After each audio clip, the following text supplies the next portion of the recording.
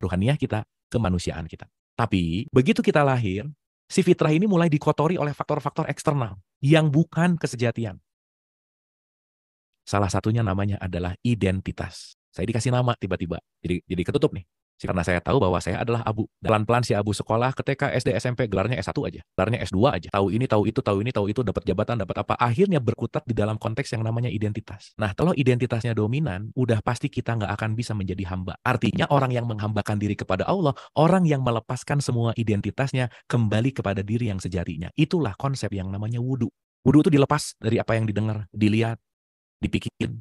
Kalau lagi tawaf, itulah yang disebut menggunakan pakaian ihram. Jadi nanti kita ngerti betapa pentingnya sholat 5 waktu secara ritual, karena sholat 5 waktu adalah jeda di mana saya sedang tidak menjadi identitas. Karena waktu jadi identitas, kita lagi jadi diri ilusi atau jadi orang lain. Karena diri sejati kita sebenarnya adalah si ruh ini sendiri. Di mana sifat ruh ini sendiri adalah kasih dan sayang.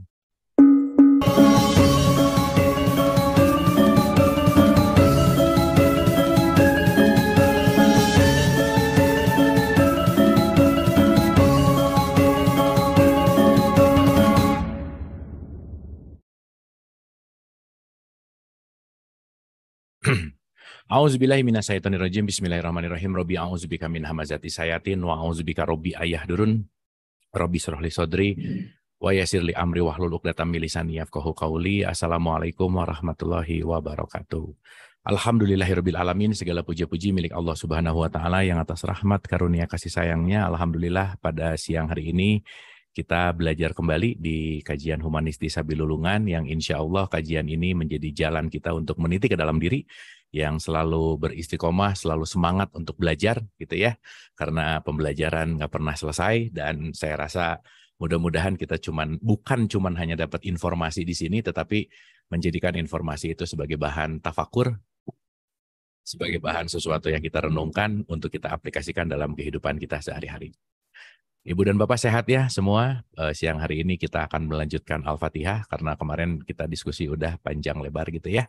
Tapi seperti biasa ada pertanyaan, ada sesuatu yang mau didiskusikan, mungkin nanti kita akan menyediakan waktu untuk sama-sama berdialog gitu. Semangat ya Ibu dan Bapak, seperti biasa nggak boleh serius-serius banget, pokoknya santai, relax, kita enjoy gitu ya. Karena hari ini seru lah ya. Bismillah, bismillah ya. Oke.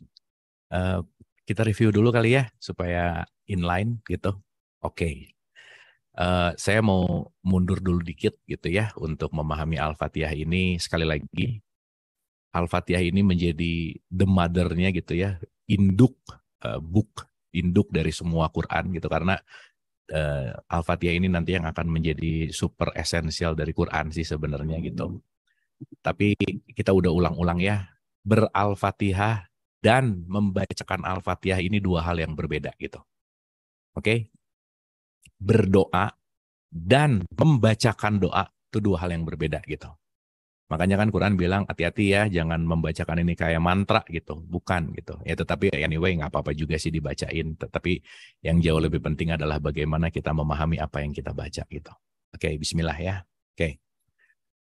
Ibu dan Bapak, sahabat semua yang dirahmati oleh Allah, saya mau ngulang dulu ya, dikit aja ya untuk apa ya, untuk kita realize gitu ya, bahwa kalau kita mau berbicara gitu, kalau kita berbicara dalam konteks kesadaran gitu, dalam kita masuk ke dalam kesadaran itu kan, kalau kita dengerin tentang Isra Mi'rajnya Nabi Muhammad itu selalu berkaitan dengan surat An-Najm gitu ya.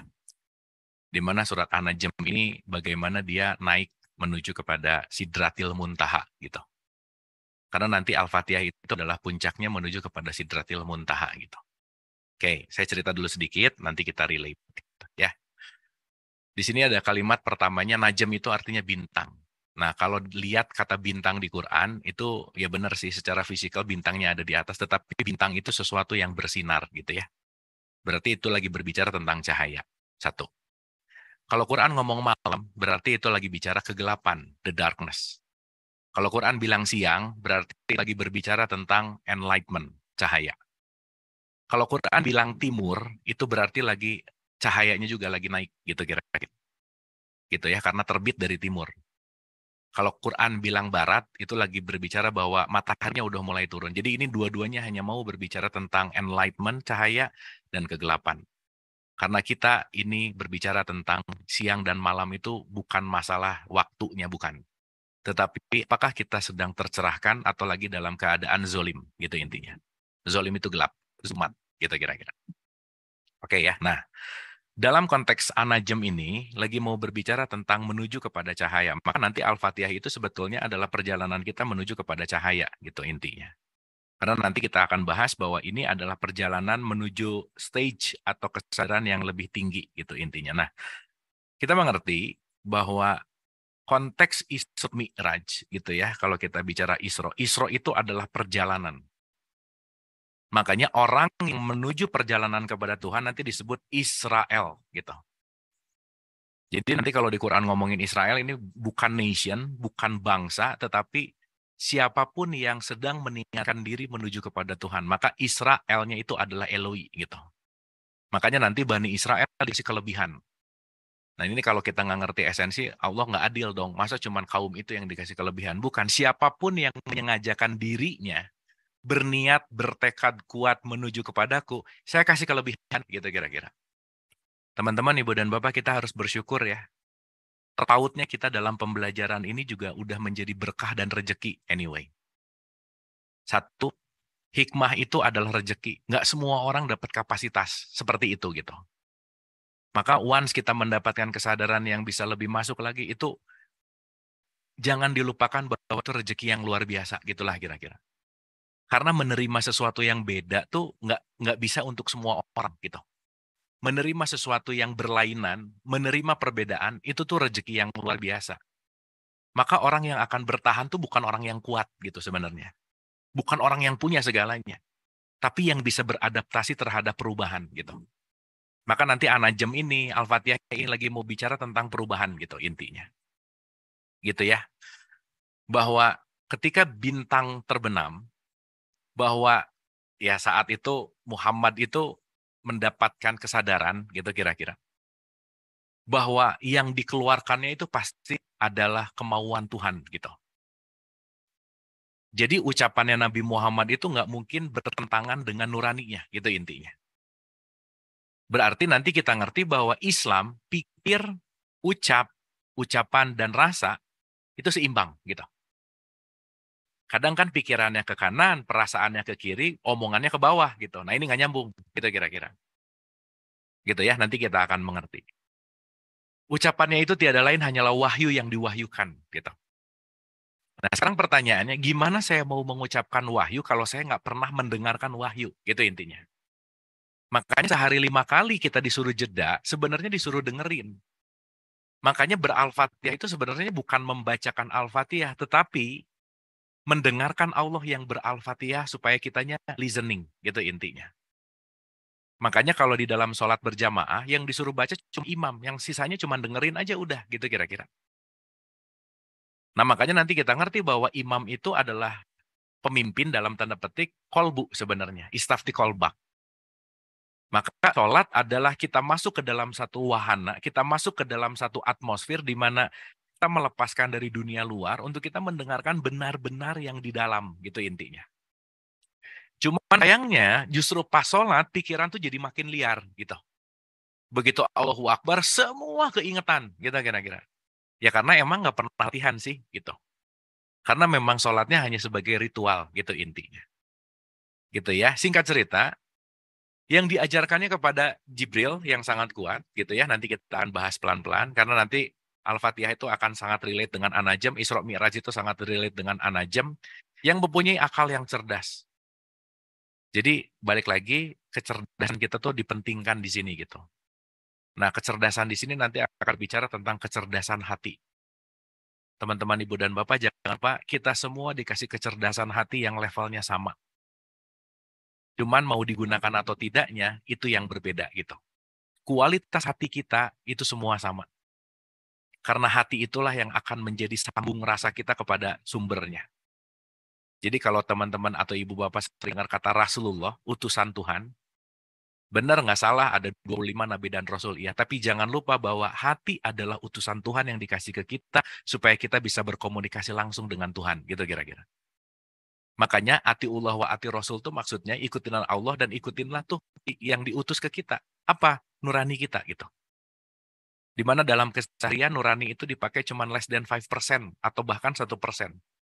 Karena kita banyak dalam tanda petik disibukkan dengan ego, pikiran, kemauan, keinginan, hawa nafsu, dan seterusnya. Gitu intinya. Gitu ya, sedang dia berufuk tinggi dan seterusnya. Nanti kita akan bahas pelan-pelan, tapi ini hanya mau menggambarkan bahwa Anajem ini perjalanan dari titik bawah menuju titik atas, Isra itu perjalanan, Mi'raj itu naik, gitu kira-kira. Nah, ini untuk mudahnya aja ya, teman-teman Ibu dan Bapak, ini untuk mudahnya. Oke, seperti biasa saya pakai coret-coret ya supaya menggambarkan gitu. Oke, karena hari ini kita akan masuk ke iya kak nakbu, dua iya karena stain gitu. Oke, saya mau menggambarkan begini. Kalau kita melihat perjalanan para nabi dan rasul, pasti ada kaitannya sama gunung. Betul nggak? Nabi Muhammad ada gua Hiro, ada di gunung. Ibrahim begitu. Musa, Tursina gitu. Kaitannya pasti sama gunung gitu. Gunung itu menyimbolkan sesuatu yang mendaki naik gitu kira-kira. Oke? Ini kita mudahkan aja ya supaya ini jadi bahan refleksi kita. So saya ingin mengatakan bahwa seseorang yang menapaki diri untuk mendekatkan diri kepada Allah, itu disebut suluk namanya. Pejalan. Gitu ya. Traveler lah gitu. Kan banyak nih. Perjalanan saya udah bener belum sih? Gitu kira-kira. Kan banyak nih, apakah saya ngikutin si ini atau si itu? Gitulah kira-kira. Tapi nanti kita ngerti bahwa puncak perjalanan ini adalah menuju berjumpa dengan dia, gitu intinya. Dari stage paling bawah, nanti naik ke atas. Nanti kita bahas ini di beberapa pertemuan bahwa ada jalan turun juga, gitu intinya.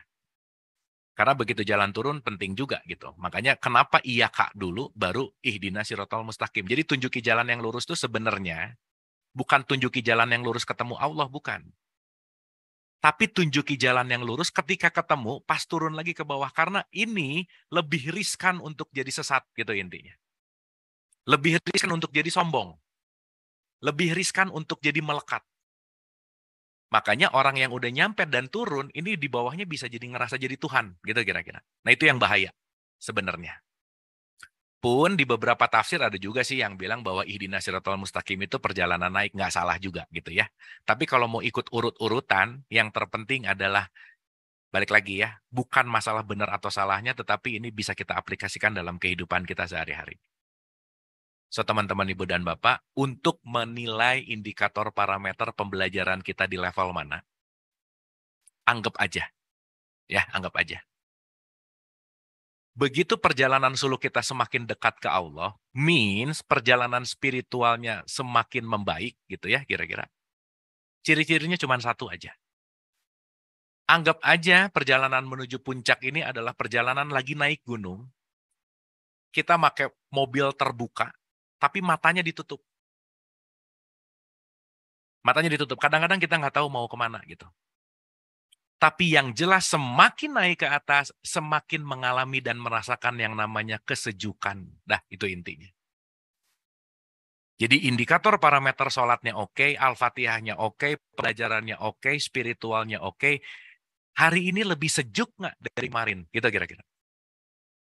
Hari ini saya lebih bisa merasakan kedamaian nggak dari kemarin? Karena kenapa? Semakin atas naik gunung, itu semakin terasa sejuknya. Gitu kira-kira.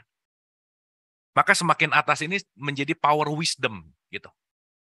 Maka puncak dari spiritual itu adalah wisdom itu sendiri. Wisdom itu bahasanya jadi Buddha sih sebenarnya. Buddha itu kan artinya totally wisdom gitu. Maka Buddha itu sama kayak Islam ya, bukan personnya. Tapi kesadarannya gitu. Gitu ya. Maka ber-Al-Fatihah ini menyejukkan kita nggak sih? Gitu intinya. Ya, mudah-mudahan bisa difahami makna dari sejuk di sini berarti kan semakin flowing hidupnya, semakin santai. Santai itu bukan berarti nggak ngapa-ngapain, semakin rileks. Kecemasannya berkurang, ketakutannya berkurang, kekhawatirannya berkurang, everything flowing, gitulah kira-kira. Maka puncaknya tuh surga gitu, mengalir semuanya. Airnya mengalir gitu intinya. Dalam konteks berarti kita udah mulai bisa mengalir dengan realitas gitu. Karena nanti kita akan mengerti the biggest problem kita sebagai manusia adalah melawan realitas. Kenapa? Terlalu banyak ekspektasinya gitu. Damai, benar Pak Andri. Itu poin pentingnya. Jadi nggak terlalu penting kamu gurunya siapa, lewat jalan mana, metodologi meditasinya gimana, ayat apa yang dibaca, karena nanti terlalu ribut di urusan teknis, sejuk nggak dapet gitu. Akhirnya jadi sibuk di dalam konteks ritual lagi gitu intinya. Habis gitu ngejelek-jelekin orang di bawah lagi gitu. Ngebeda-bedain bahwa ini kasta-kasta yang syariat, ini kasta-kasta yang hakikat, dan seterusnya gitu. Maka nanti kenapa kita perlu ditunjuki jalan yang lurus gitu. Karena semakin naik, semakin terbukanya tirai-tirai ketuhanan, itu seperti kayak dua mata pisau juga gitu. Bisa semakin orang jadi wisdomnya baik banget gitu dalam tanda petik, pun sebaliknya dia bisa jadi ngerasa jadi Tuhan gitu intinya. Gitu ya, nanti relate sama Fir'aun, nanti relate sama Musa, nanti relate sama Ibrahim, banyaklah semua gitu intinya. Jelas ya teman-teman ya, jadi hari ini perjalanan kita tuh kayak lagi mau naik gunung lah gitu intinya. Kadang nggak tahu lewat mana, makanya tadi analoginya seperti imannya ditutup gitu. Tapi yang jelas kendaraannya maju terus, nanjak terus gitu. Dalam konteks nanjak terus di sini nanti kita akan mengalami, kan yang penting tuh hawanya. Kalau hawanya sejuk tuh bikin kita juga jadi sejuk gitu. Nah sekarang kalau hawa di eksternal membuat kita jadi nggak semakin sejuk, nah itu juga penting untuk kita renungkan. Itulah kira-kira. Jelas ya? Oke. Berarti kita akan mulai dari titik pertama. Gitu ya, dari perjalanan pertama. Jangan lupa, di titik start di sini, ini udah pasti masih jauh jaraknya sama Tuhan. Makanya di Alif Lam Mim, zalikal kitab. Kitab itu, nah masih jauh nih jaraknya. Kalau Quran ngomong itu berarti jaraknya jauh. Tapi kalau udah ngomongin ini, udah pasti jaraknya makin dekat gitu kira-kira. Nah sekarang yang membuat jauhnya sama Tuhan karena kita nggak menyadari esensi atau kesadaran ketuhanan itu sendiri kan, gitu intinya. Oke ya, nah sekarang kita lihat nih. Nomor satu yang harus kita renungkan, kenapa surat 1 ayat 1 kita ulang-ulang ya.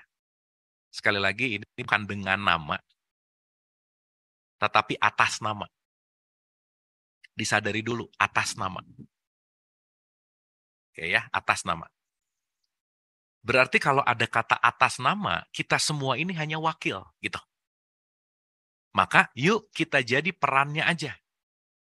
Ada raja, ada pembantu raja. Pembantu raja itu hanya melakukan titah sang raja. Nggak dikasih kesempatan untuk melakukan regulasi. Itu nggak bisa. Tugas kamu mah ngerjain aja udah gitu.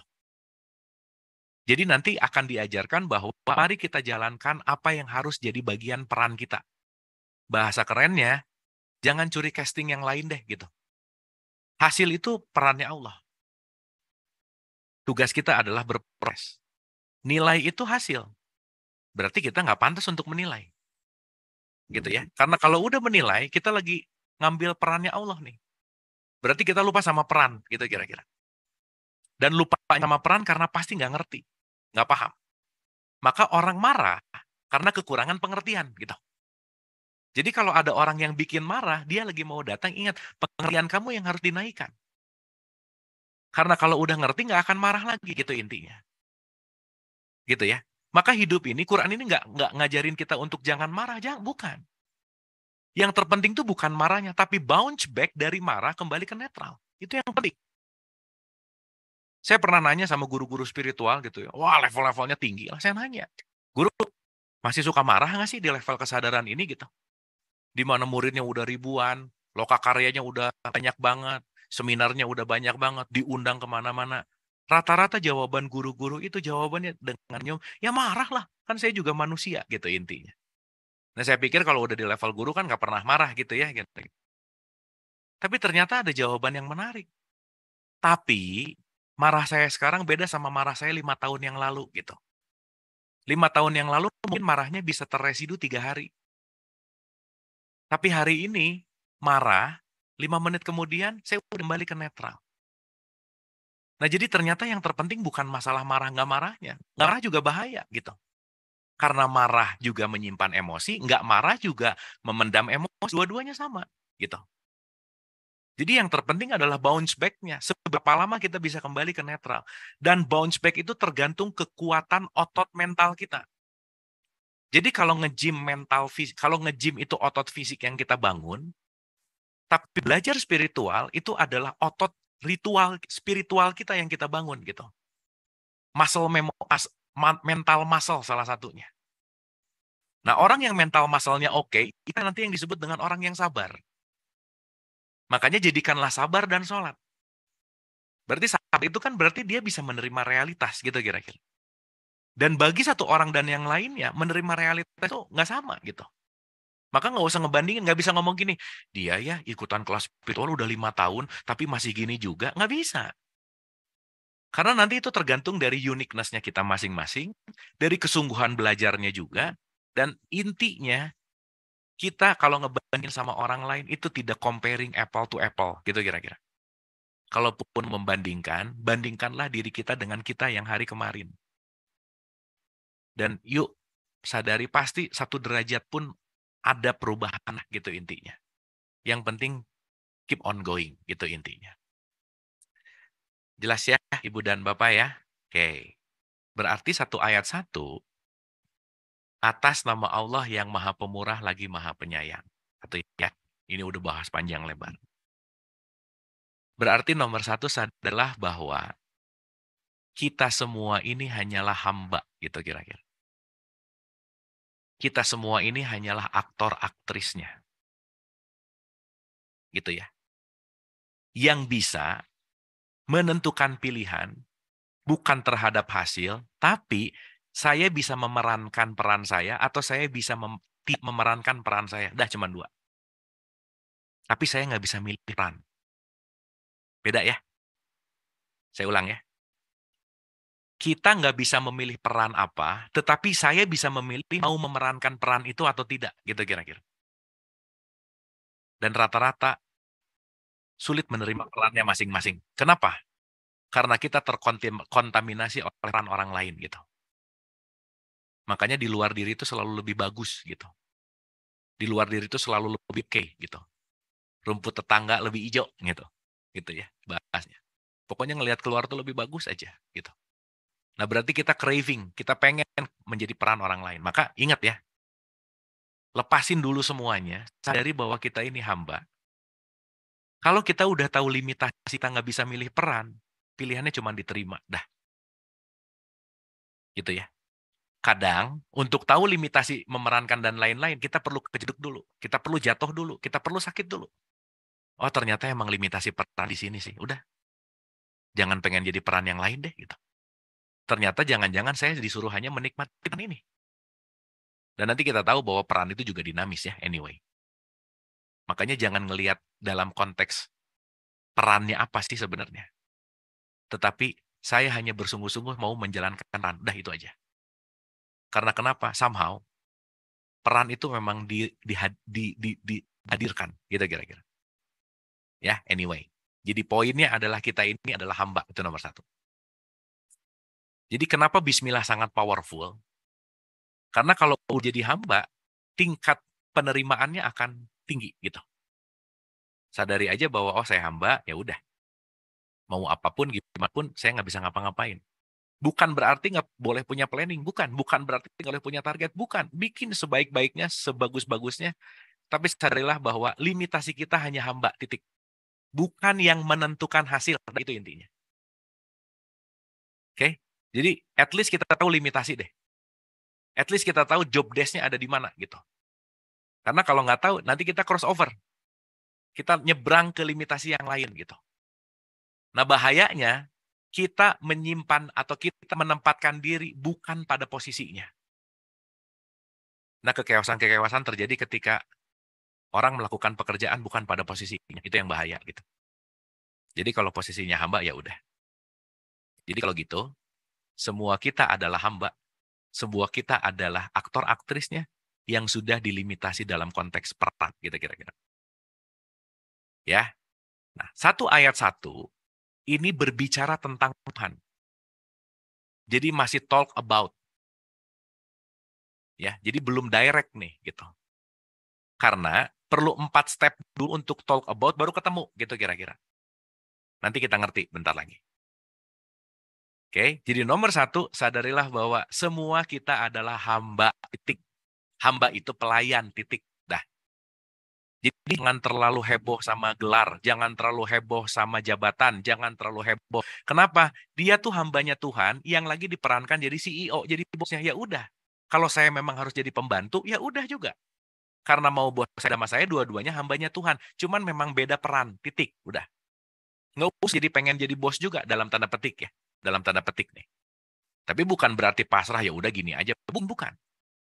Karena nilai kemanusiaan tidak terletak pada derajat status sosialnya. Enggak, gitu kira-kira.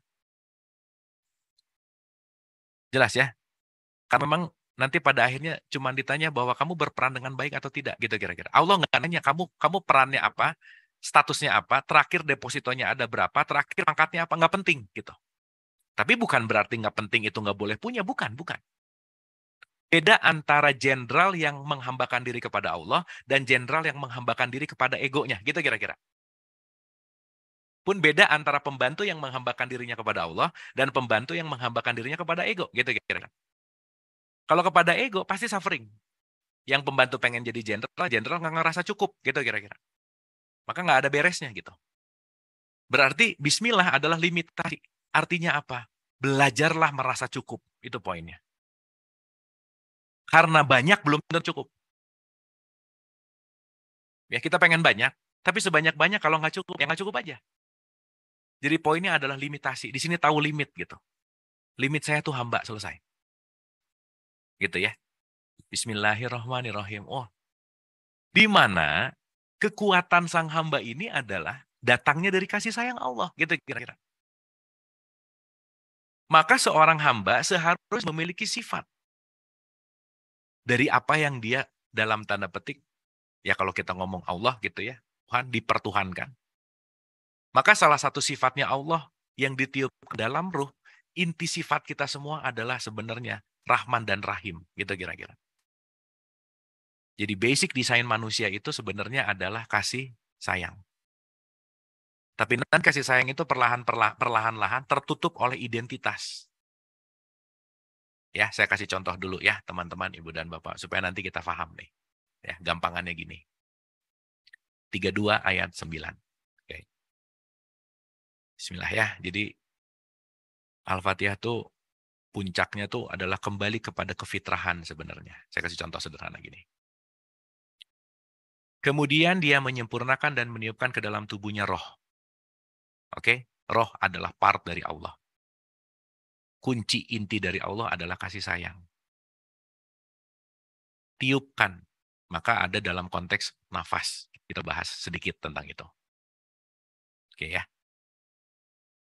Tapi kamu dalam proses menjalankan peran ini, saya kasih tools nih. Pendengaran, penglihatan, hati. Dan tools ini juga 2 mata uang nih. 1 bisa lebih memperbaiki fitrah, yang kedua mengotori fitrah. Tapi sayangnya lebih banyak yang mengotori gitu. Makanya disebut sedikit dari kamu yang bersyukur. Oke ya, saya mau kasih analogi dulu ini. Teman-teman Ibu dan Bapak, ini analogi yang baru lah ya. Baru tuh dalam artian gini, dipermudah dari yang udah gitu, tapi saya rasa ini akan jadi mudah banget gitu. Mohon analogi ini nggak boleh lupa, karena kita akan bawa kemana-mana gitu. Oke, pertanyaan ya. Kalau dia yang langsung meniupkan, berarti esensi diri kita adalah yang ditiupkan, inilah yang disebut dengan yang namanya ruh. Oke? Maka Allah mengatakan, aku ciptakan langit dan bumi. Ruh itu bahasa konteksnya namanya adalah langit. Berarti ruhani itu adalah bahasa langit, ruhani itu adalah ketuhanan. Maka ada hidangan langit gitu. Berarti hidangan langit adalah hidangan ruhani. Oke, saya nanya dulu. Maka dalam konteks langit dan bumi, langit itu di awal, bumi itu pasti afternya. Kenapa? Karena bumi itu simbol dari setelah ruh. Konteksnya adalah jasad. Gitu kira-kira. Maka langit adalah ruhani, jasad adalah buminya. Gitu kira-kira. Sampai sini paham ya? Oke. Berarti teman-teman ibu dan bapak, yuk jangan lupa kita semua ini adalah manusia langit. Orang langit kita nih. Yang lagi belajar menjadi atau yang lagi di dalam konteks melakukan pembelajaran yang diberi kemasan gitu kira-kira. Namanya jadi bumi gitu kira-kira. Makanya langit dan bumi. Ya, jangan lupa dulu nih, kita ini adalah wong langit gitu. Kita ini adalah orang langit gitu kira-kira. Yang lagi dikasih kemasan jasad gitu intinya. Oke. Berarti pertanyaannya, esensi kefitrahan kita, kefitrahan itu sesuatu yang nggak pernah berubah. Maka yang fitrah itu adalah ruh. Nggak pernah berubah nih si ruh. Dia tidak lekang oleh ruang dan waktu. Oke? Maka nanti Al-Fatihah mau mengajak kita mengingat ulang apa sih yang nggak pernah berubah di dalam diri kamu.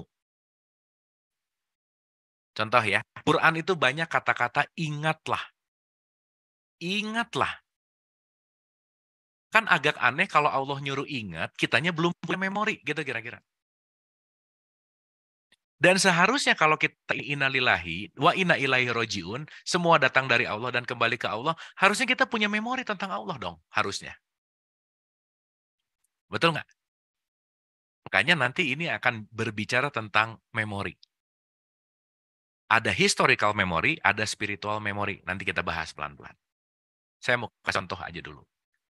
Teman-teman, ibu dan bapak kalau datang ke reunian SMA, pasti happy banget. Karena reuni talking about memory. Ya kecuali kan memori-memori nggak asik gitu ya. Misal ketemu mantan gitu misalnya, ya udahlah ya. Tapi poinnya adalah itu berbicara tentang memori gitu. Nah kalau kita ngomongin reuni SMA, wah seru ya dulu gini, seru ya dulu gini. Nah nanti jangan tanggung-tanggung. Harusnya kita membahas reuni pertemuan kita dengan Tuhan. Jadi sholat 5 waktu, intinya adalah reuni gitu. Zuhur reuni kita sama Tuhan. Asar tuh reuni kita sama Tuhan. Maghrib tuh reuni kita sama Tuhan. Gitu kira-kira. Karena kenapa? Kamu tuh pernah bareng aku loh gitu. I've been there juga sih gitu. Cuman karena udah jaraknya jauh banget, kesadarannya udah jauh banget, limitasinya juga udah nggak pernah diketahui, maka kita kehilangan tracking memori gitu kira-kira. Jelas ya teman-teman ibu dan bapak ya. Nah, di mana dalam setiap hari si tracking memori ini didatangkan dalam bentuk yang namanya event atau kejadian. Ketemu orang nyebelin, ketemu orang baik, ketemu orang lapar, ketemu orang ini, belajar ke sini, belajar ke sana. Semuanya sebenarnya hanya mau mengajak kembali kepada reunited kepada Tuhan, reuni kepada Tuhan, di mana semua event ini hanyalah pengingat, gitu kira-kira. Makanya disebut pengingat. Ya, tapi untuk orang yang sadar sih gitu ya. Kalau enggak kan tetap aja berputar-putar loop di dalam konteks benci dari kejadiannya gitu kira-kira. Berarti siapapun yang datang ke kita, dia hanya mau mengingatkan. Mengingatkan bahwa kamu pernah beserta aku, kata Tuhan. Meskipun derajatnya nanti beda-beda gitu kira-kira. Jadi bersyukur nggak kita bisa ketemu siapapun, di mana siapapun itu sedang diutus sama Tuhan untuk mengingatkan kamu kepada kelangitanmu, kemanusiaanmu, kesadaranmu yang asli, dirimu yang asli bahwa kamu pernah beserta aku gitu kira-kira. Dan kamu akan kembali ke aku anyway. Jadi ibu bapak di tahapan ini ya, kalau kita ngomong basmalahnya oke, innalillahi wa inna ilaihi roji'un itu bisa per detik sekarang. Kenapa? Karena kembalinya nggak harus nunggu mati. Mau kembali ke Allah, detik ini. Berarti ketika kembali ke Allah, segala sesuatu yang berkaitan dengan non-Allahnya hilang. Gitu. Nanti kita ngerti bentar lagi. Sampai sini oke? Ibu Bapak? Internet aman ya? Lancar ya? Bisa didengar oke ya? Sip ya? Oke. Pelan-pelan ya, pelan-pelan nih. Bismillah. Udah ya. Nanti ini kita akan bahas di 5, 6, dan seterusnya. Oke. Yang jelas, sadarilah bahwa the true self, esensi diri kita ini adalah si langit ini sendiri. Ruh ini sendiri. Maka kelak ini nanti disebut nas.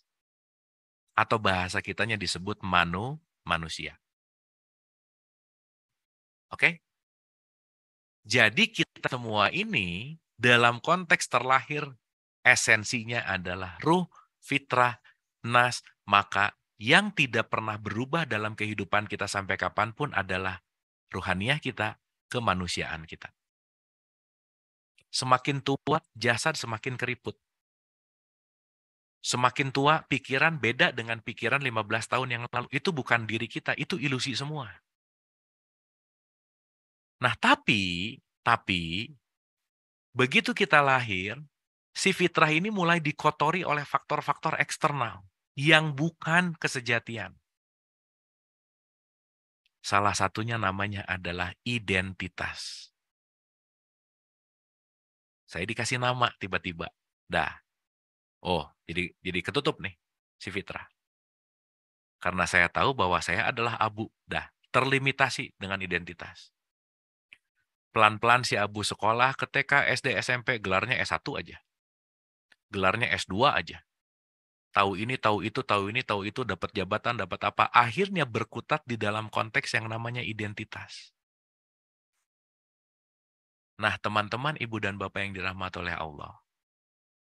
Kalau identitasnya dominan, udah pasti kita nggak akan bisa menjadi hamba, gitu kira-kira. Artinya orang yang menghambakan diri kepada Allah, orang yang melepaskan semua identitasnya kembali kepada diri yang sejatinya. Itulah konsep yang namanya wudhu. Wudhu itu dilepas dari apa yang didengar, dilihat, dipikir, dilepas dulu semuanya. Kalau lagi tawaf, itulah yang disebut menggunakan pakaian ihram, gitu kira-kira. Gila ya? Jadi nanti kita ngerti betapa pentingnya sholat 5 waktu secara ritual, karena sholat 5 waktu adalah jeda di mana saya sedang tidak menjadi identitas.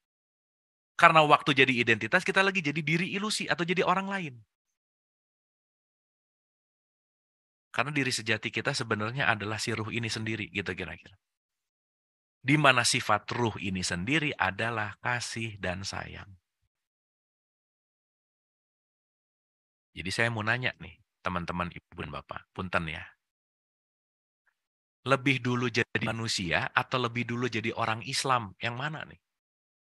Jadi manusia lah. Jadi orang Islam mah udah lahir.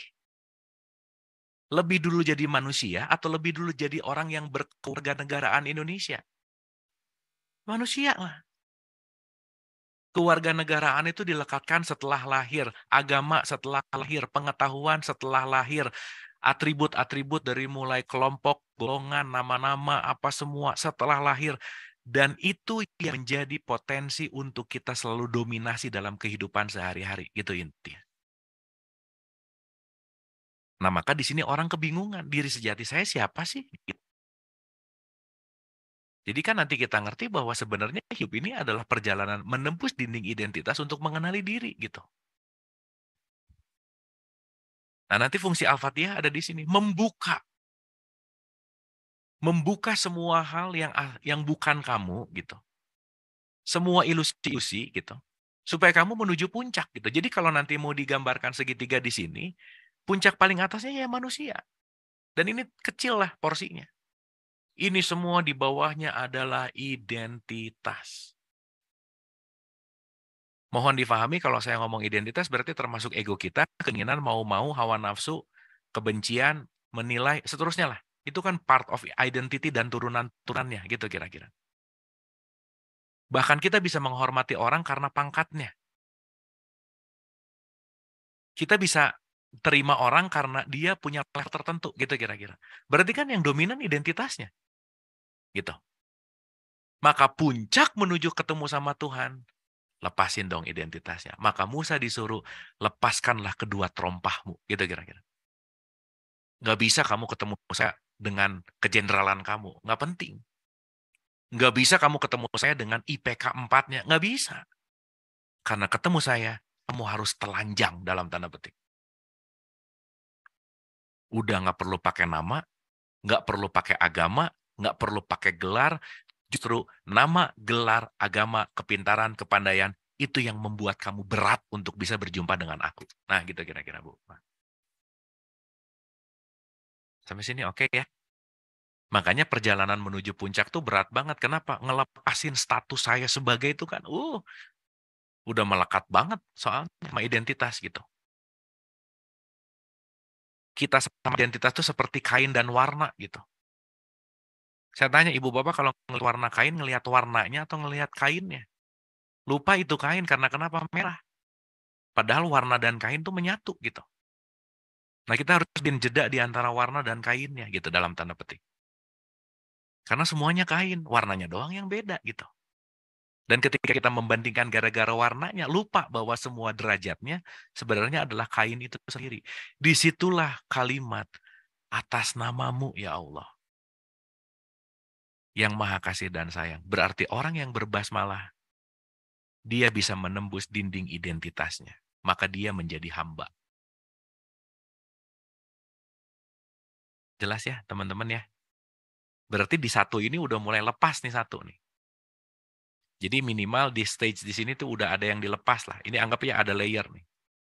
Apapun lah namanya di sini, identitas apapun lah dilepasin gitu. Makanya yang kita tahu juga harus kita lepas nih. Kenapa? Kalau nggak kita lepas, kita nggak akan dapat yang baru gitu. Artinya, jangan ngerasa bahwa ini paling benar. Udah selama-lamanya ini. Bu, jangan. Mungkin kita udah bahas Al-Fatihah ulang-ulang dari TK. TK cuma tahu Bismillah, udah selesai. SMA tahu mungkin bacaannya lebih bagus. Kuliah mungkin tahu, oh itu adalah wajib untuk dikatakan kalau mau ngapa-ngapain. Tapi begitu semakin ke sini kan pemahamannya semakin dalam, semakin dalam, semakin dalam, semakin dalam, dan nggak ada limitasinya gitu kira-kira. Jelas ya, makanya penting banget mengalir gitu. Oke ya, jadi sekarang kita punya terminologi. Siapa orang yang menghambakan diri? Orang yang nggak bawa-bawa identitas dalam melakukan apapun dalam tanda petik. Karena yang dilihat hanyalah kemanusiaannya. Karena di luar kemanusiaan, ini simpangkal dari keributan-keributan, kekacauan-kekacauan. Maaf ya, beragama justru malah bisa merendahkan kemanusiaan. Buktinya bisa saling mengkafirkan.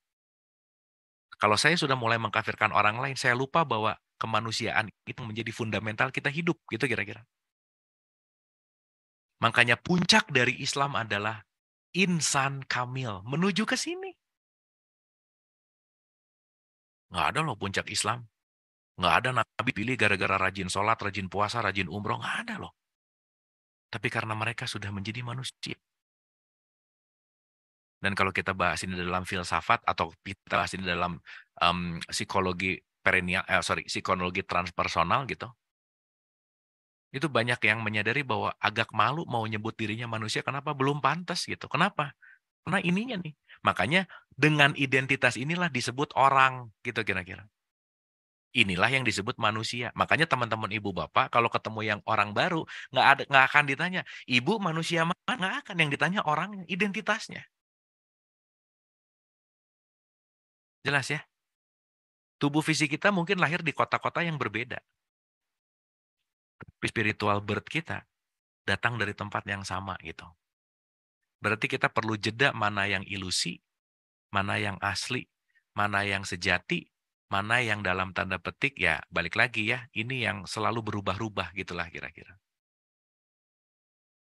Nah ini Bismillah Alhamdulillah Ar-Rahmanir-Rahim udah satu package gitu intinya. Ya, mudah-mudahan bisa difahami nih. Difahaminya berarti ketika basmalah, I am nothing gitu.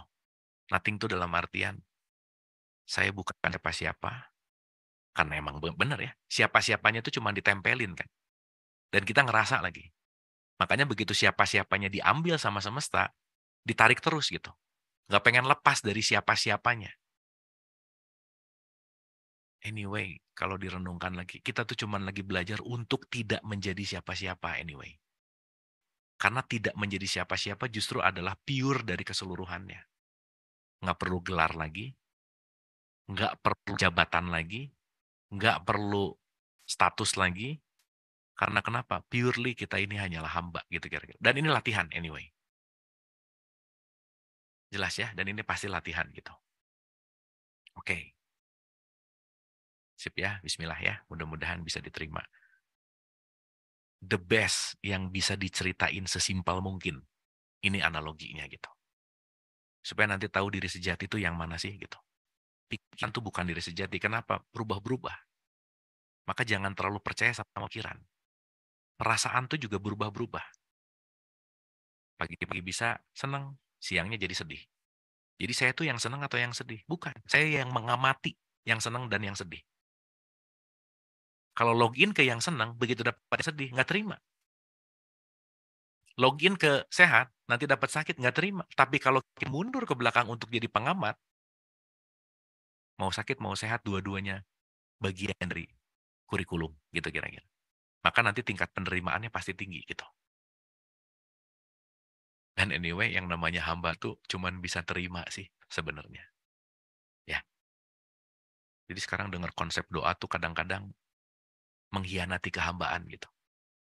Katanya kamu hamba, tapi banyak ngatur gitu. Tapi ya untung Tuhan tuh maha kasih sayang sih ya ibu bapak. Jadi ya udahlah gitu, ngerti gitu, pasti gitu. Sip ya, Bismillah. Oke, oke ya. Nih, jadi begitu satu ayat satu, rilis nih semuanya. Bismillahirrahmanirrahim. Saya tuh hamba. Jadi nggak ada lagi sekat.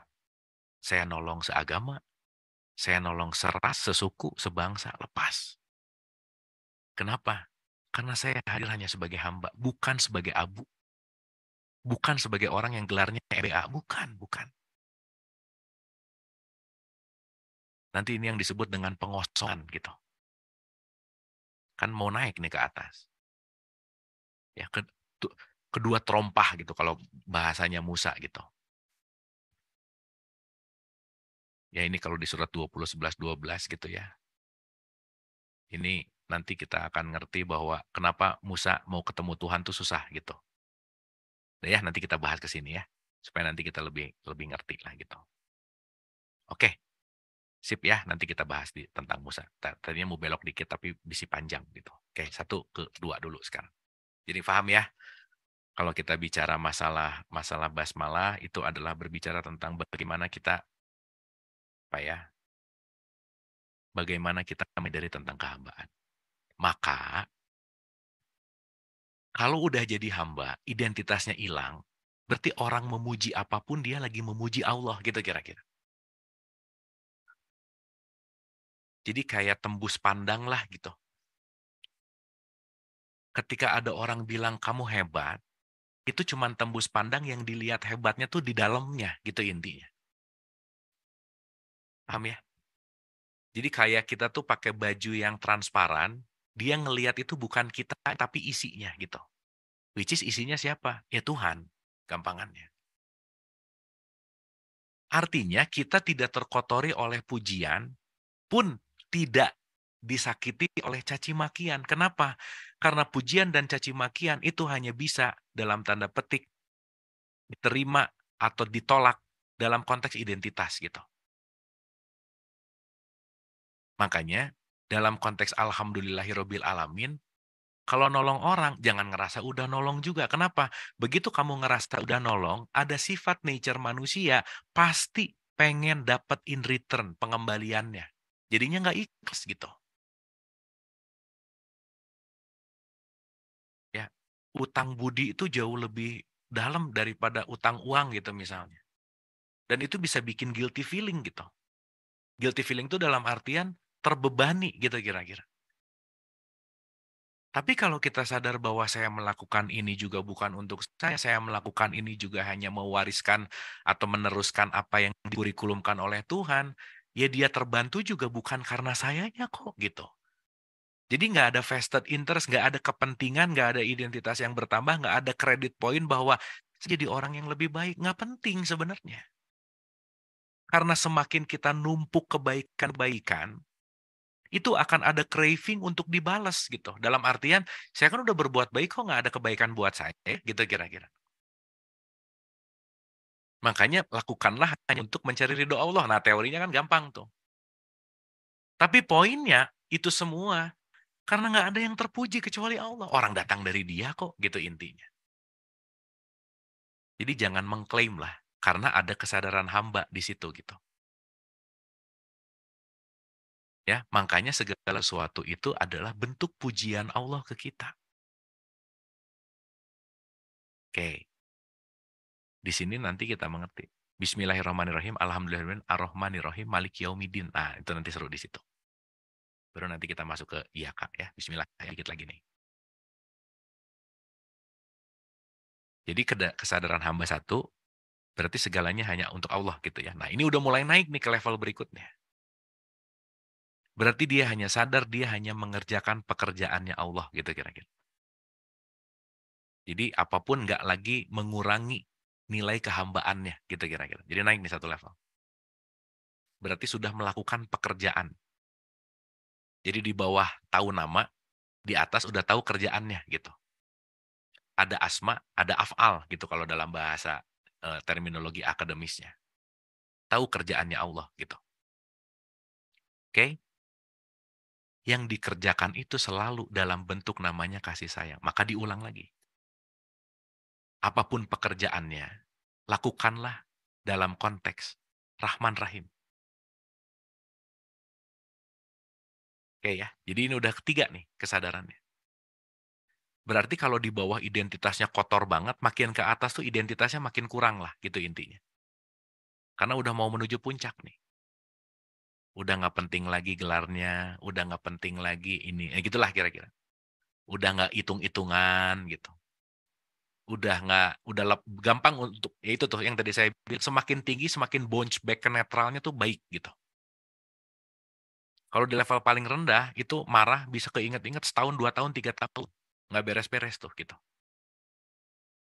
Kan yang menderita itu sebetulnya megang marahnya. Bukan marahnya, bukan. Tapi marah yang menjadi residu amarah. Itu yang berat sebenarnya.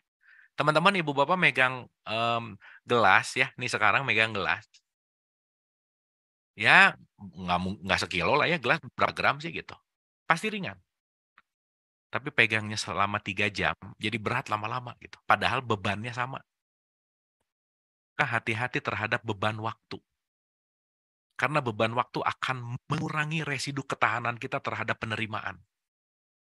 Makin lama di dalam, makin berat dirasakan. Maka takwa, kalimat awalnya, bersegeralah kalimatnya. Untuk apa salah satunya? Memaafkan. Letting go gitu. Karena makin lama disimpan, makin berat. Nah, kalau udah disadari ini, naik ke empatnya, Malik Yaumiddin, nggak ada lagi yang menguasai kok. Yang miliki kita tuh cuma Tuhan.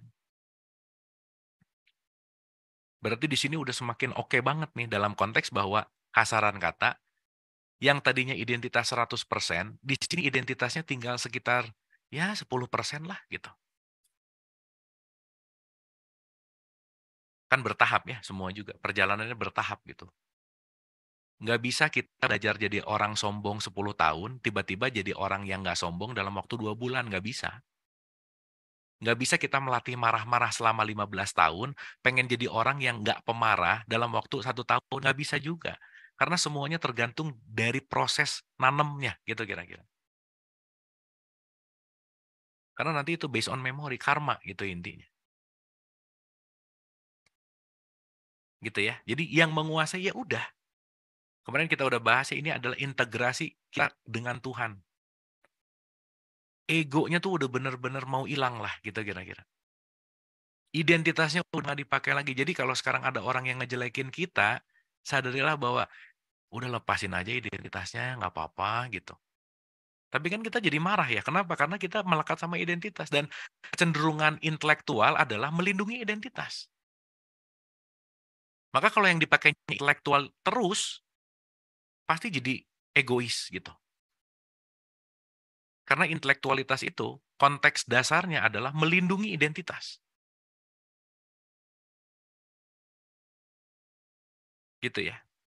Maka hinaan, cercaan, itu penting sebenarnya. Supaya nggak melekat sama identitas gitu. Pertama, kita nggak bisa bikin semua orang suka sama kita, dan jangan pernah berusaha untuk membuat semua orang suka sama kita. Nggak bisa, gitu intinya.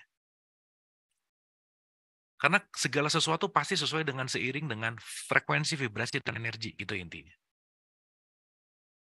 Ya, ini suluk satu, suluk dua dalam teks perjalanan ke atas gitu. Nah, kita ulang nih. Kalau udah masuk ke 4, berarti progres di mana kita udah bener-bener si identitasnya berkurang jauh lah kira-kira teman-teman, ibu bapak gampangannya. Bounce back ke netralnya lebih baik, gitulah kira-kira. Maka 1 berbicara tentang Tuhan, 2 berbicara tentang Tuhan, 3 berbicara tentang Tuhan, 4 berbicara tentang Tuhan, yang kelima berbicara dengan Tuhan.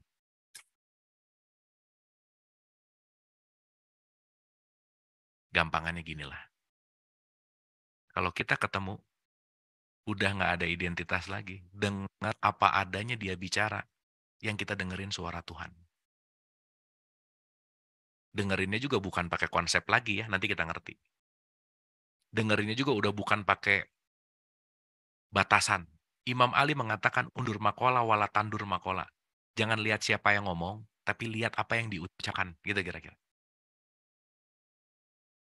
Dan talk with God itu berbicara sama Tuhan itu at any time gitu ya. Karena kan semuanya dititipin tuh. Kita ketemu sama siapa sebenarnya ketemu sama dia. Tapi kadang kita nggak mau denger dia karena kenapa? Kita udah ada limitasi identitas gitu kira-kira. Maka pencerahan datang dimanapun, kapanpun, dalam konteks bagaimanapun, gitu intinya. Jelas ya? Berarti ini udah ketemu langsung nih. Berarti semakin atas, semakin memiliki tingkat keyakinan. Di mana biasanya pancingannya datang dari luar untuk masuk ke dalam. Dan ini terjadi tanpa kata-kata gitu. Contoh ya, teman-teman, ibu dan bapak dapat ilmu di pengajian sekarang. Ilmu ini direnungkan. Ini semua juga aliran ya. Si abunya mah nggak penting anyway. Nggak penting sama sekali. Karena gini, saya kasih contoh sederhana. Ini ulang-ulangnya mungkin udah pernah, tapi saya pengen ulang. Teman-teman, ibu dan bapak kalau naik busway, teman-teman, ibu bapak nggak kenal sama sopirnya. Bahkan nggak tahu muka sopirnya kayak gimana. Tapi mau naik kan. Kenapa? Karena yang terpenting bus itu menyampaikan kita ke tujuan, bukan siapa sopirnya. Kebayang nggak? Kalau identitasnya kencang banget, saya mau nyari sopir yang sesuai dengan keinginan saya. Nungguin di terminalnya bisa beberapa jam, kenapa? Nggak ada yang cocok. Jadi nggak nyampe-nyampe gitu maksudnya. Paham ya? Anyway. Dan tapi uniknya lagi nanti, pembelajaran keyakinan terdalam itu justru malah di tempat yang kita nggak suka. Di orang yang kita benci. Di kondisi yang kita nggak nyaman. Di situ puncak spiritual growth justru malah terjadi. Makanya kalau udah iya Kak, udah didasari dengan penghambaan, semuanya adalah pujian. Mau sakit, mau sehat, pujian. Ingat loh ya, Allah tuh selalu memuji, bukan merendahkan, menjelekan. Karena dia itu adalah Rob. Alhamdulillahi Robbil. Rob itu artinya mau merawat. Kan masih ingat ya, ada Allah sebagai Rob, ada Malik, ada Ilah. Kalau kata-katanya Rob pasti mau merawat. Makanya terminologi indah yang hanya disebutkan untuk orang tua, kata-kata Allah Rob itu ada di Robbig Firli Wali Walidaya. Orang tua adalah wakil Tuhan untuk merawat kita, gitu. Maka dikasih gelar Rob tuh orang tua gitu. Asik banget gitu. Maka carilah ini semua lagi dalam perawatannya Allah. Sakit itu Allah lagi ngerawat kita sebenarnya. Duka itu Allah lagi merawat kita gitu. Mendidik gitu. Kan kalau mendidik supaya jadi lebih ngerti dong gitu ya kira-kira. Mendidik itu supaya lebih terdidik gitu kira-kira. Maka dalam konteks iya Kak, Ya, yuk kita lihat ya. Bismillah. Kita kembali ke Quran. Udah deh, yang menguasai diriku tuh hanya Allah kok. Makanya teman-teman ibu dan bapak, ibadah itu tidak sama dengan taat. Taat ke masjid itu belum tentu ibadah juga. Kenapa? Sholatnya masih bawa akunya. Yang sholat ini aku. Masih bawa pangkatnya. Masih bawa status sosialnya gitu. Gitu ya. Jadi simbol aja gitu kira-kira. Maka di iftitah dipisah. Inna sholati wa nusuki. Sholatku ibadahku. Beda. In terms hamba itu artinya adalah niatnya, kesadarannya. Gitu kira-kira. Sholat berkesadaran dan sholat tanpa kesadaran kan beda. Udah pastilah. Maka puncak pertemuannya bukan pada hanya gerakan olahraganya. Tapi esensi khusyuknya. Gitu kira-kira. Jadi udah. Kalau tahu yang menguasai kita hanyalah Allah gitu. Tingkat penerimaannya kan pasti lebih tinggi. Diterima aja. Gitu ya. Maka dalam penerimaan terdalamlah kamu akan berbicara langsung dengan aku gitu. Kalau Rumi, ya ulang-ulang ya, jangan bosan. Kenapa sih luka itu tempat cahaya masuk gitu? Di sakit yang sangat sakit, Ayub ketemu Tuhan. Di penderitaan yang tinggi dengan kekewasan masyarakat Arab pada saat itu, Nabi Muhammad ketemu Tuhan. Di kekewasan Egypt, Mesir, Fir'aun pada saat itu, Musa ketemu Tuhan. Jadi kalau belum berserah, dan kita emang lagi dipaksa berserah sih anyway. Karena kita ngerasa bisa gitu. Bangun tidur ngerasa yang ngebangunin diri sendiri, yang ngasih makan diri sendiri, apa semua. Lupa kalau itu semua hanya kasih sayang Allah. Gitulah kira-kira bahasa gampangnya. Nah maka dalam konteks hanya kepada engkau lah yang kami sembah. Berarti kan udah penghambaan total gitu. Udah ketemu lah bahasanya gitu. Dan teman-teman ibu bapak jangan ngebayangin ketemu tuh ya kayak kita ketemu ngopi sama teman. Bukan. Tapi di situ kita mendapatkan sesuatu yang yakin tanpa alasan. Mengasihi tanpa alasan. Bahagia tanpa kategori gitu. Udah deh saya yakin banget ngerasain ini gitu. Ketemu langsung gitu intinya. Maka penghambaan itu di awal. Ya Allah, iya Kak. Ini kalau mau pakai bahasa gramatikal bahasa ya, di sini harusnya bukan iya Kak, iyahu. Karena ini lagi ngomongin tentang, tapi ini jadi iya Kak, artinya udah langsung direct speech itu. Ngomongin orang, ketemu sama orangnya, gitulah kira-kira.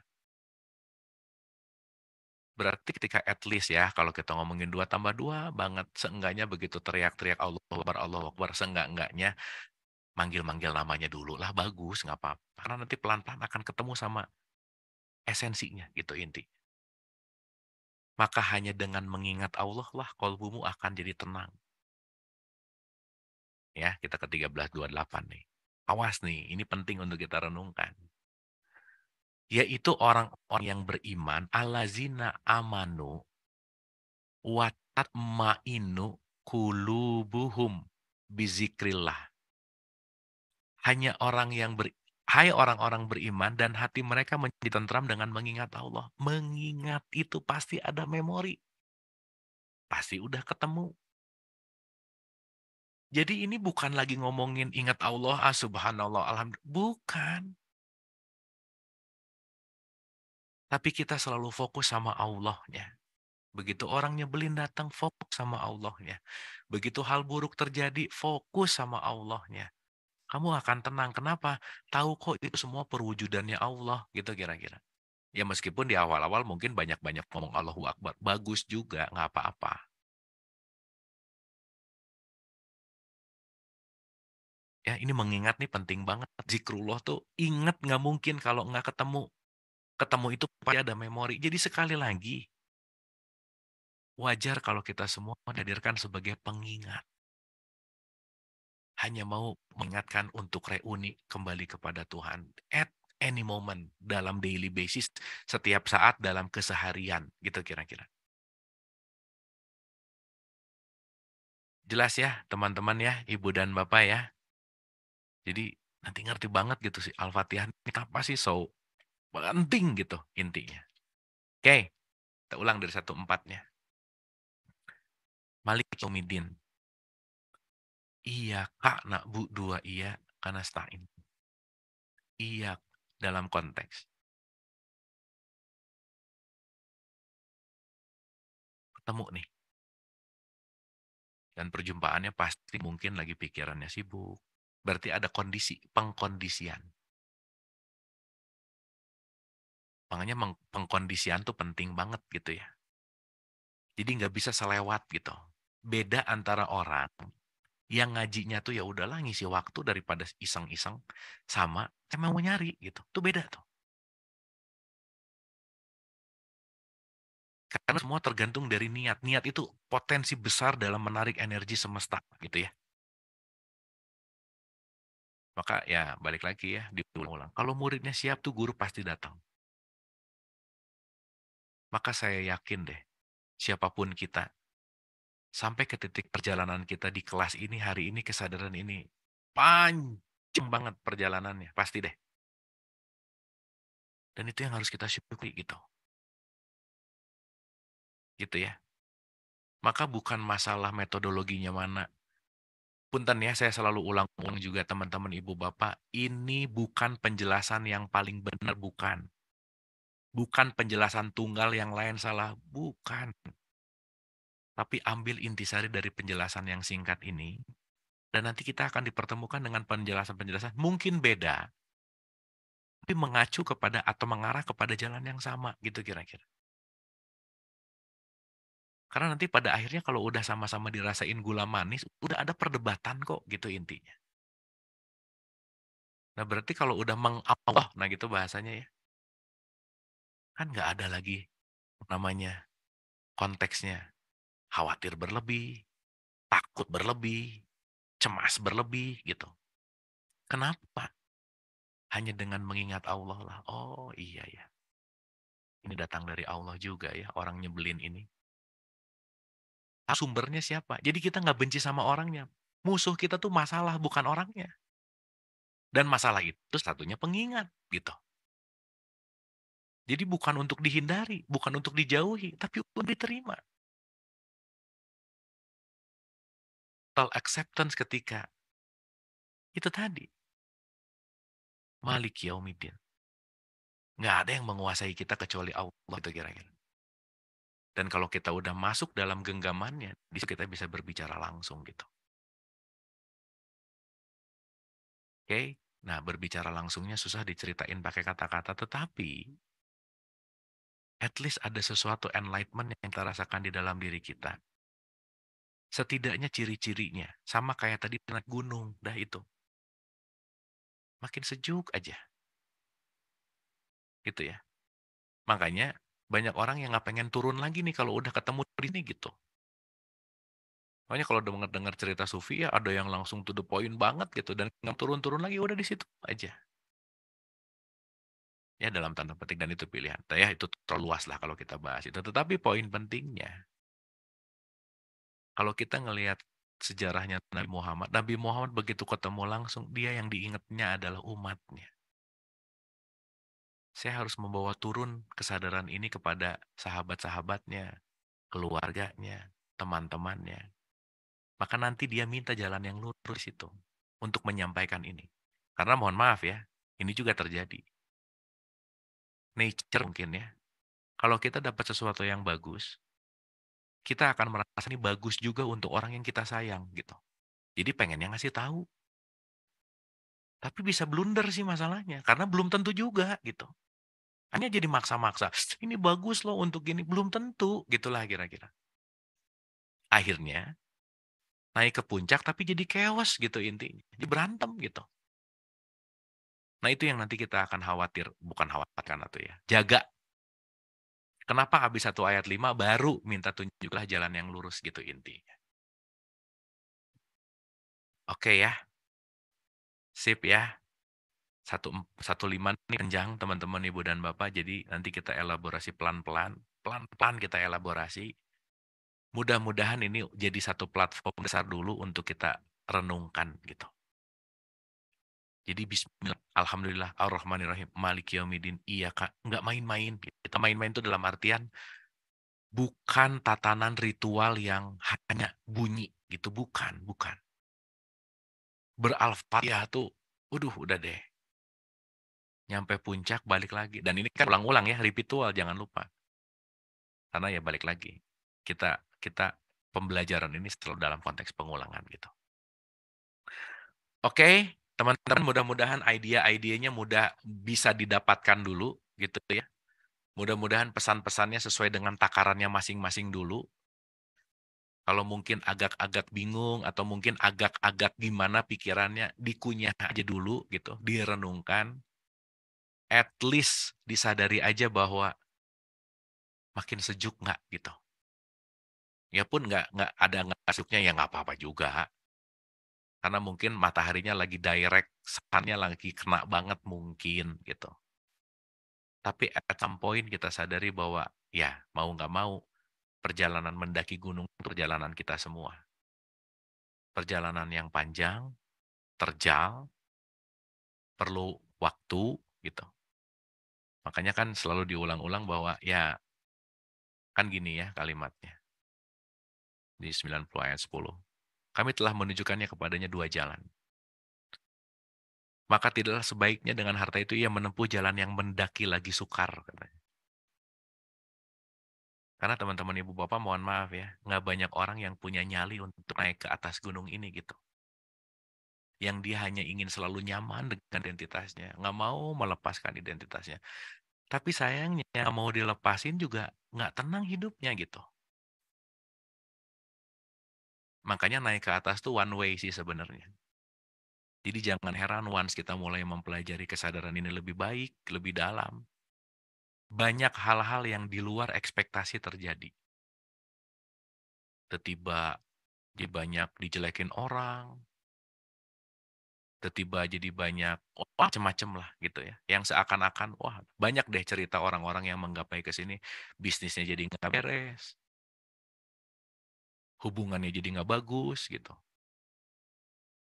Tapi juga jangan jadi apa ya? Jangan jadi patokan. Oh berarti kalau spiritual emang harus dijelekin sih. Jangan ya, Bu. Jangan gitu gitu. Jangan jangan jangan konteksnya bukan itu gitu. Makanya Nabi Muhammad wajar begitu dapat ini dia langsung disebut orang gila. Dari Al-Amin jadi Majnun coba bayangin. Karena Al-Amin itu identitas gitu. Nah berarti kita harus benar-benar legowo, harus benar-benar ikhlas untuk diluruh lantahkan identitas kita sama semesta. Suka nggak suka, mau nggak mau ketemu Tuhan, nggak bisa pakai identitas. Gitu kira-kira. Nah, saya tuh tadi kepengen ke 20 ayat 12. Nah, sedikit ya, supaya nanti ada teaser. Sesungguhnya aku ini adalah Tuhanmu, kata Allah. Tanggalkanlah kedua terompahmu. Nah, kedua ini nanti salah satunya identitas gitu ya. Sebenarnya lagi ngomongin dunia akhirat sih gitu. Nanti kita bahas pelan-pelan. Sesungguhnya kamu berada di lembah yang suci atau tua gitu. Ya, jadi once kita menyadari ini adalah perjalanan naik ke puncak gitu. Perjalanan untuk berjumpa. Disinilah kita mulai menyadari bahwa ya perlahan-lahan emang identitas ini juga harus dicuci lah dalam tanda petik gitu. Berarti jangan terlalu mengedepankan identitas gitu maksudnya. Berarti begitu basmalah, ya Mbak. Kan gimana ya kalau kita ketemu orang yang nggak ngelihat identitas kan langsung ketemu kemanusiaannya gitu loh Bu, Pak. Makanya kalau sefrekuensi ngobrol tuh langsung nyambung gitu. Udah nggak banyak basa-basi, mereknya apa, ininya gimana. Langsung ke visi misi ketuhanan gitu. Meskipun nanti rasanya beda.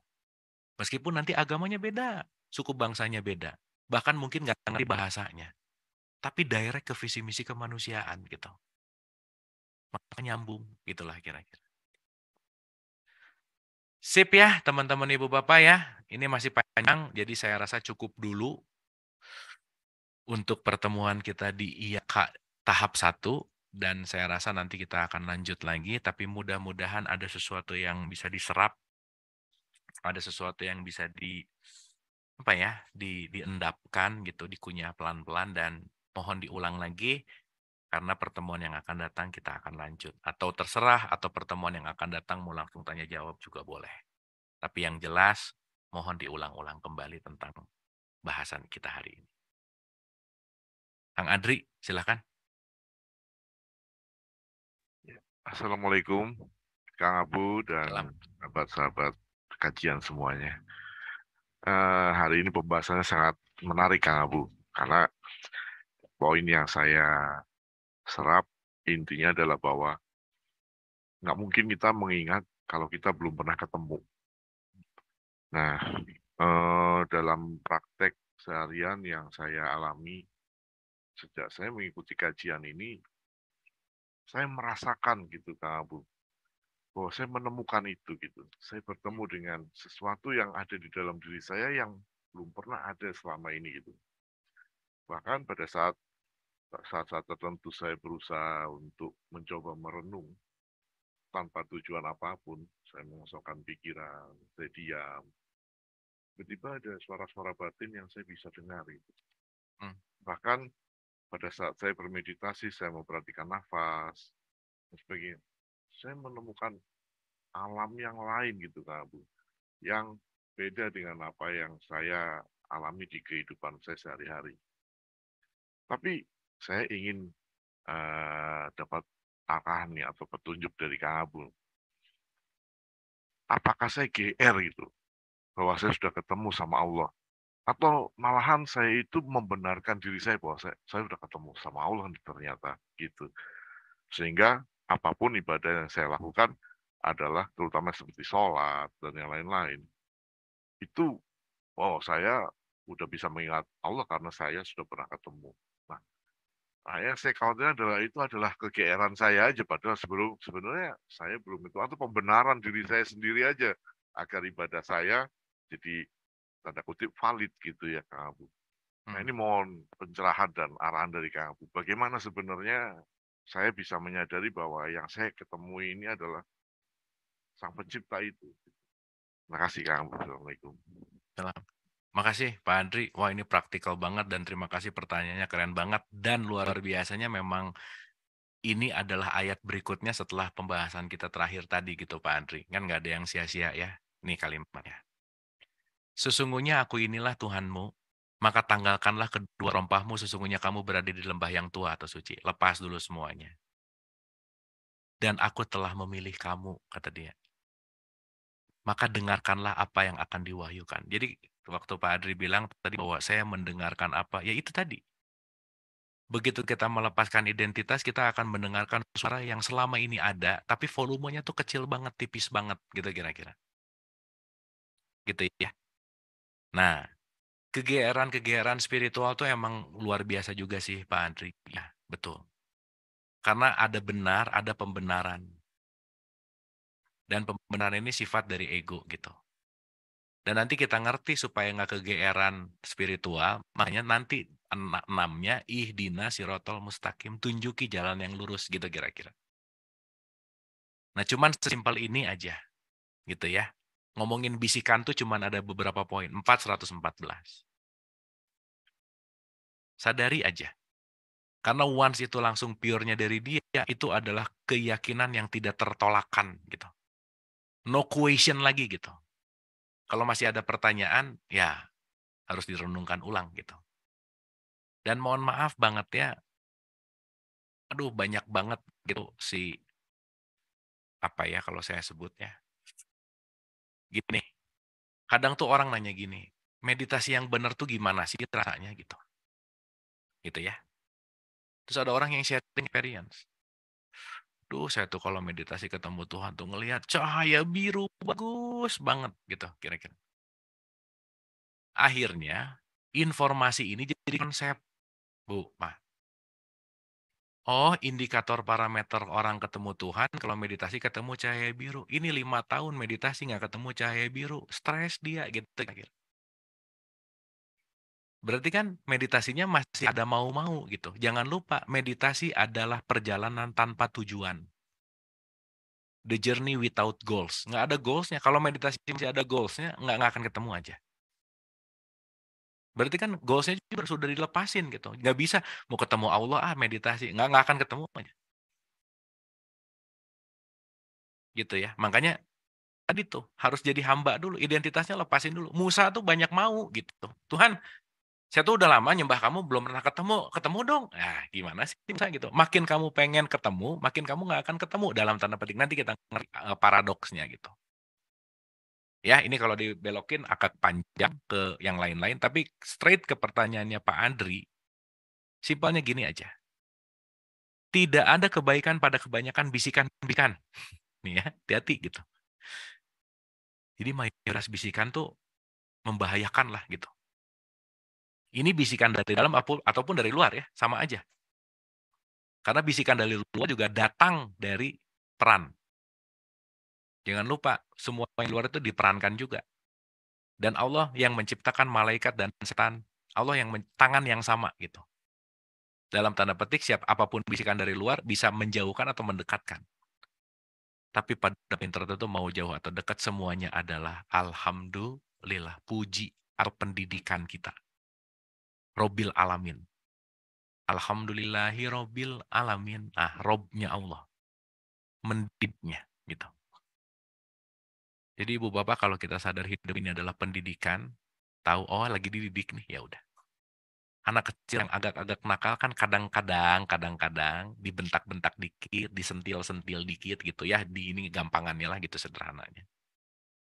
Karena marah yang berperan, marah, dan marah yang dengan emosi itu dua hal berbeda. Wah, saya harus berperan marah nih sama anak saya. Tapi peran, bukan ego. Karena kalau ego pasti pelampiasan gitu. Marahnya dilampiaskan gitu. Tapi kalau marah peran, bukan pelampiasan. Tapi datang dari bisikan. Ya ibu bapak maaf ya, masa Nabi Muhammad mau perang. Prajurit kan nggak mungkin ngomongnya gitu. Pasti dia berapi-api gitu. Ya karena balik lagi tahu ruang dan waktu gitu. Nah maka di sini dibilang, tidak ada kebaikan pada kebanyakan bisikan-bisikan mereka, kecuali bisikan-bisikan dari orang yang menyuruh memberi sedekah, berbuat ma'ruf, atau mengadakan perdamaian di antara manusia. Pokoknya ibu bapak kalau ada 3 kriteria ini, siapapun orang yang ngomong, dengerin aja. Kenapa? Karena bisikan ini yang bisikan salah satu indikator pure, gitulah kira-kira. Sedekah itu kan sebetulnya dalam konteks melepaskan kemelekatan. Ma'ruf itu baik dan benar, ya.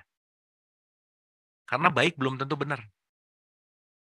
Benar sih, belum tentu baik, gitu. Dan ini komplit. Ngasih uang sedekah, bagus, tapi ngasihnya dilempar misalnya. Kan nggak ma'ruf gitu intinya. Misalnya ini contoh. Dan yang paling penting adalah mengadakan perdamaian. Karena ciri-ciri orang yang beriman adalah mengamankan. Gitu ya. Karena keimanan itu pasti maunya bawaan mengamankan gitu intinya. Nah jadi kalau tadi Pak Adri bilang apakah kegeeran atau apa dan lain-lain, feel aja energinya gimana gitu. Karena benar Pak, rasa-rasa ketemu Tuhan, ketemu wakilnya dulu, setan gitu. Nanti kita ngerti itu. Makanya yuwas, wisufi, sudur, rinas yang membisikkan. Jadi tempat bisiknya sama gitu. Cuma nanti gelombangnya yang beda. Ya, ada bisikan, tolong dong, tolong. Waduh, suara Tuhan. Ada nanti bisikan, hebat ya kamu. Ngomong ke temannya, itu orang kalau nggak gua tolong, mati itu. Nah, balik lagi gitu kira-kira, Bu, Pak. Tuh, tipis aja. Gitu ya. Ya, dalam artian penting untuk selalu kita telaah gitu. Anyway, kebenaran yang sejati itu tidak dipertanyakan dan tidak diperdebatkan lagi gitu. Nah, itulah kenapa rahasiaku rahasiamu ya gitu. Nah, bahayanya ketika udah mulai ngerti, wah saya ketemu Tuhan nih, ngomong ke orang, orang jadi percaya. Awalnya memang pure sih, karena ada kepercayaan, ketuhannya jadi hilang. Yang dikedepankan adalah sayanya gitu. Nah, itu yang bahaya. Nah, nanti kita akan bahas itu di Ihdina Sirotol Mustaqim. Pak Adri, jawaban singkatnya saya rasa itu dulu, simpelnya. Jadi mudah-mudahan ada sedikit yang bisa diserap gitu. Gimana, enggak? Matur nuwun Kang Abu. Terima kasih. Aman ya? Sip Sangat ya, Pak Adri mencerahkan. ya. Terima kasih. Aman ya? Terima kasih Kang Sip, Abu. sip, Ya. sip. Assalamualaikum. Waalaikumsalam. Oke ya, Ibu Bapak. Aduh, ini jadi kayak diam-diam gini. Ini oke ya, Ibu Bapak, aman ya? Bisa dimengerti ya. Mudah-mudahan oke. Mudah-mudahan ada sesuatu. Sekali lagi, kunyah pelan-pelan, icip-icip, rasa-rasa. Ini long journey, Ibu Bapak, panjang lah gitu ya. Jadi Bismillah ya, pokoknya kita istiqomah aja. Itu ya, nggak usah. Kita udah sepakatkan kemarin-kemarin bahwa nggak harus beres bulan ini beresnya sampai 7 gitu, nggak usah gitu. Tapi mudah-mudahan ini semua menambah apa ya, menambah penghambaan kita lah, itu bahasa yang paling tepat saya rasa, menambah penghambaan kita kepada Allah. Atur nuhun, mohon maaf lahir dan batin, mudah-mudahan bermanfaat.